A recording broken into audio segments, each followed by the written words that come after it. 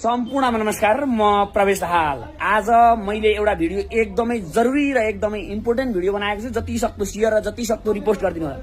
आज मैले कुनै पनि मिटिङमा कहीँ पनि एटेम्प गरेको छैन। आजसम्म एउटा वार्ता टोली भनेर एउटा एजेन्डामा मैले सिग्नेचर गरेको हो।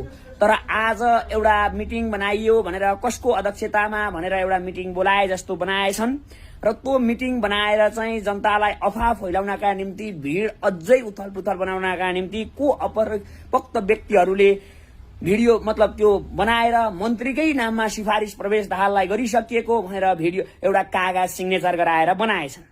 यो मलाई कुनै पनि थाहा छैन र कुनै पनि केही पनि थाहा छैन।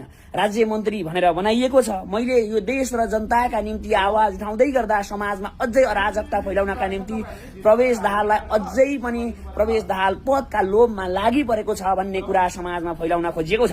यसका निम्ति जति सक्दो शेयर र जति सक्दो गर्नु होला। तपाईहरुलाई के भन्न सक्छु भने के गर्न चाहन्छु भने सबैजना व्यक्तिहरू कोही पनि अफवाहमा नलाग्नु होला।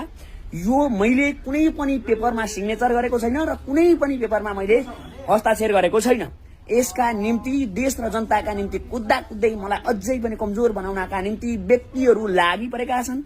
तपाईहरु एकदमै तरिकाले सबैजना व्यक्तिहरू यो कागजहरू गाउँ र टोलमा पुर्याइसकेका छन्। यस्ता कुरामा सबैजना सजग रहनु होला। मिडियामा आएका कुराहरू र मैले आजसम्म कुनै पनि आज दिनैभरि कुनै पनि मिटिङ एटेम्प गरेको छैन।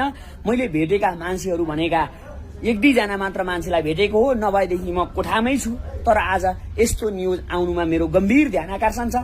व्यक्तिहरूलाई फुटाउनका निम्ति र कोही व्यक्तिहरू अराजक व्यक्तिहरूले समाजमा अझै भिड मचाउनका निम्ति हामीलाई अझै पनि कमजोर बनाउनका निम्ति लागि परेका छन्। यो भिडियो जति सक्दो शेयर गर्नु होला, जति सक्दो रिपोस्ट गर्नु होला।